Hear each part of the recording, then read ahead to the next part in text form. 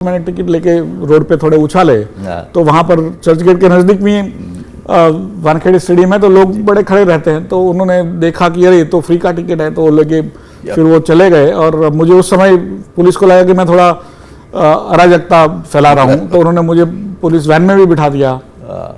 फिर मेरे लोगों ने आके छुड़वाया कि ये तो साहब है। उन्होंने कहा नहीं, साहब तो अंबानी साहब है, ये तो नहीं है। बट उन्होंने कहा नहीं, यही आजकल क्रिकेट टीम का संचालन करते हैं। क्योंकि मुंबई इंडियंस एक अलग लीग थी कंप्लीटली।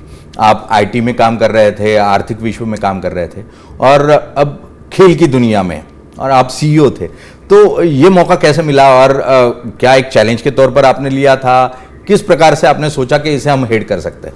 नहीं, इस तरह से हुआ कि रिलायंस ग्रुप ने मुंबई इंडियन क्रिकेट टीम लिया हुआ था, और उसमें क्योंकि मैं आईटी का भी हेड था और मीडिया का भी हेड था, तो जो मालक है उनको पता था कि इनको क्रिकेट में इंटरेस्ट है। क्योंकि मैं मुंबई में बहुत क्रिकेट खेलता था, सी डिवीज़न में, डी डिवीज़न में, टाइम शील्ड में। तो उनको पता था कि ये क्रिकेट काफ़ी खेलता भी है और इंटरेस्टेड है व्यक्ति है। तो एक दिन उन्होंने मुझे कहा कि भाई आपको ये क्रिकेट टीम चलाना कैसा रहेगा। और उस समय आईटी का तो हेड कर ही रहा था और पब्लिक रिलेशंस का भी। तो मैंने कहा ठीक है, मैं कर लूँगा। तो लेकिन उस समय जो करीब 3-4 दिन ही बचे थे पहले मैच के, और उसमें क्रिकेट के जो टिकट्स बेचने चाहिए पूरे स्टेडियम भरने के लिए, वो हमने बेचे नहीं थे। तो इसलिए उनको लगा कि ये जो है ये व्यक्ति कर पाएगा, क्योंकि वो हम 10 साल से जुड़ा हुआ है और उसको पता है कि कैसे सॉल्यूशन लाते हैं। तो एक तरह से मेरा रेपुटेशन था कि ये सॉल्यूशन क्रिएट कर सकता है। तो इसलिए पहला जो कार्यक्रम था वो यही था कि पहले दिन का क्रिकेट टीम का आप क्रिकेट टिकट बेच दो। तो जब 3 दिन में मैंने सभी टिकट बांट दिए और लोग आए भी। लेकिन जब हम मिस्टर अंबानी, मिसेस अंबानी और मैं तीनों जब अंदर स्टेडियम में गए, तो सुनील गावस्कर स्टैंड है वानखेड़े में, जी। वो स्टैंड और उसके बगल वाला स्टैंड दोनों खाली थे, क्योंकि वो एमसीए मुंबई क्रिकेट एसोसिएशन की क्रिकेट उसकी टिकट थी। तो उन्होंने बांटे नहीं थे, क्योंकि 2-3 दिन पहले ही दिए थे उनको। तो फिर मैडम ने कहा कि भाई आप इसको भी भर लो। तो मैंने मुझे पता नहीं था कि टिकट्स कहाँ पे होंगी, एमसीए को दिया हुआ था, लेकिन उन्होंने टिकट विंडो में ही रखे हुए थे। तो मैंने टिकट लेके रोड पे थोड़े उछाले, तो वहाँ पर चर्च गेट के नज़दीक में वानखेड़े स्टेडियम है, तो लोग बड़े खड़े रहते हैं। तो उन्होंने देखा कि अरे ये तो फ्री का टिकट है, तो वो लेके फिर वो चले गए। और मुझे उस समय पुलिस को लगा कि मैं थोड़ा अराजकता फैला रहा हूँ, तो उन्होंने मुझे पुलिस वैन में भी बिठा दिया।